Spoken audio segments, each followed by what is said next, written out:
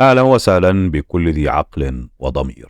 لنشغل الفقراء بمشاكل الأغنياء، هذا هو العنوان غير المعلن لمسلسل موله الفقراء بشكل ما.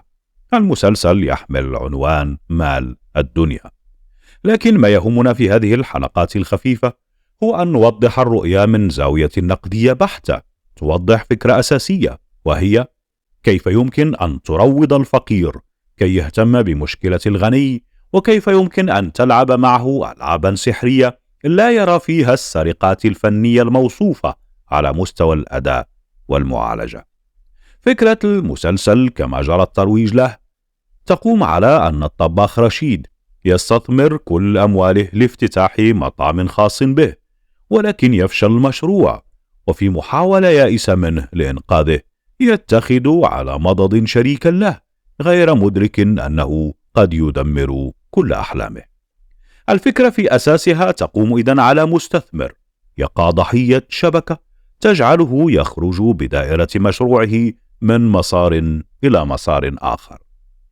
الفكرة في حد ذاتها مستهلكة، والذي لا يعرفه كثير من الناس، وهنا مربط الفرس، هو أن كثيرا من كتاب السيناريو في الفترة الأخيرة، خصوصا مع انتشار نتفليكس والسلسلات الدولية المختلفة والمتاحة، صار من اليسير عليهم اقتناص فكرة في أي سلسلة ثم معالجتها بإضافة بهارات مغربية على العقدة الأساسية وتقديمها كأنه عمل أصيل، ويهمنا هنا أن نكشف ذلك. ويمكن لأي شخص يمتلك ذاكرة تلق واسعة أن يتذكر كثيرا من الأعمال الأجنبية التي عالجت نفس هذه الفكرة، وهي مستثمر يقع ضحية شبكة تجعله يفقد مشروعه الأساسي وتورطه في أعمال سيئة. ولمن لديهم ذاكرة قصيرة، بوسعنا أن نقدم أمثلة كثيرة على مسلسلات وأفلام تقوم على نفس الفكرة التي تم اقتناص تفاصيلها من هنا وهناك، بحيث من شاهد ما سأذكره من مسلسلات وأفلام سيكون من اليسير عليه وهو يتابع حلقات مسلسل مال الدنيا أن يقول هذا المشهد من ذلك الفيلم، أو هذا المشهد من ذلك المسلسل. وإليكم أمثلة عن مستثمر يقع ضحية شبكة تجعله يفقد مشروعه الأساسي وتورطه في أعمال سيئة. فيلم The Place Beyond the Pine يتناول الفيلم قصة مستثمر يفقد كل ما يملك بسبب تورطه في أعمال سيئة، ويحاول العودة إلى الحياة الطبيعية واستعادة ثقة عائلته فيه. بالمناسبة من شاهد الفيلم سيعرف ما ستكون عليه الحلقة الأخيرة من مسلسل مال الدنيا. مسلسل بيتر رابيت يحكي المسلسل قصة مستثمر ناجح يتورط في شبكة فساد وجرائم مالية، مما يؤدي إلى فقدانه لثروته ومكانته الاجتماعية. فيلم The Conjuring يحكي الفيلم قصة مستثمر يتورط في أعمال غير شرعية ويجد نفسه محاصرا في شبكة من الخداع والتلاعب. مسلسل سوبر داي يتناول المسلسل قصة مستثمر يتورط في أعمال غير شرعية ويصبح محور الاهتمام لعدد من الجهات الرسمية والمجرمين.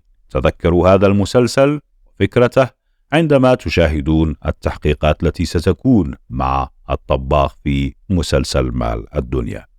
مسلسل بلاك موني يدور المسلسل حول مستثمر ناجح يفقد كل شيء بسبب تلاعب البنوك والمصارف، مما يدفعه للانتقام والعمل في مجال غسيل الأموال. أعيد: غسيل الأموال. تذكروا هذه الكلمة وأنتم تشاهدون بعض حلقات المسلسل. فيلم The Wolf of Wall Street يتناول الفيلم قصة مستثمر شاب يتعلم العمل في سوق الأسهم في الثمانينات ويصبح مليارديرا، لكنه يورط نفسه في أعمال غير شرعية وفساد مالي. هذا الفيلم ستتذكرونه عندما تشاهدون بعض اللقطات التي تخص ما يؤديه الممثل رشيد الوالي، خصوصا المشاهد التي يظهر فيها من ظهره وهو إن شئنا في وضعية صحية سيئة أو وهو يتلقى أخبارا ويعطي أوامر. فيلم مارتيني يحكي الفيلم قصة مستثمر في بورصة الأوراق المالية يفقد كل شيء بسبب تلاعب بنكي، فيتحول إلى محتال يحاول الانتقام واستعادة ما فقده. مسلسل بليونز يتناول المسلسل حياة مستثمر ناجح يسعى لتوسيع أعماله، لكنه يورط نفسه في صراع مع مدعٍ عام ويحاول إثبات اتهامات فساد ضده. فيلم The Big Short يحكي الفيلم قصة مستثمر يكتشف أن السوق العقاري في الولايات المتحدة على وشك الانهيار، فيتعاون مع مجموعة من المستثمرين الآخرين للربح من هذا الانهيار ويورط نفسه في أعمال فساد وغسيل أموال. من هذا الفيلم ستؤخذ بعض المشاهد المتعلقة بالوضعيات العاطفية. مسلسل ديفيانات يتناول مسلسل قصة مستثمر ناجح يتعرض للابتزاز والتشهير الإعلامي بسبب تورطه في أعمال سيئة وفساد مالي. ثم مسلسل بينيتيون يدور المسلسل حول مستثمر يفقد مشروعه الأساسي بسبب فضيحة فساد مالي، مما يدفعه إلى البحث عن طرق لاستعادة ما فقده. من هذا المسلسل ستؤخذ طرق الاستعادة والانتقام من الجهات التي تسببت في فشل مشروعه. فيلم جارديو يتناول فيلم قصة مستثمر ناجح يتورط في عالم الجريمة المنظمة ويجد نفسه في مواجهة خطيرة مع الشرطة وأعدائه في العصابة. من هذا الفيلم ستؤخذ وضعيات التأخر عن المنزل.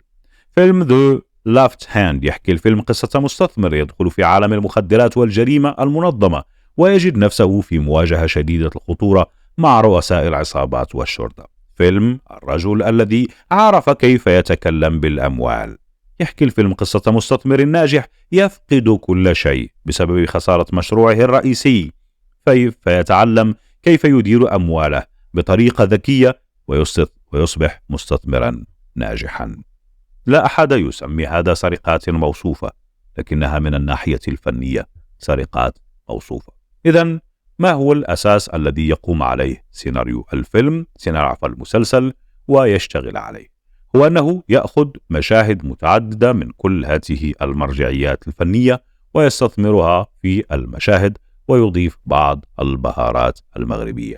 إذن كل عناصر الإدهاش، كل عناصر الدراما، كل عناصر التشويق، كل عناصر البيئات التي يجري فيها تصوير مشاهد الجريمة، مشاهد التآمر، كلها منتزعة انتزاعا من هذه المرجعيات الفنية.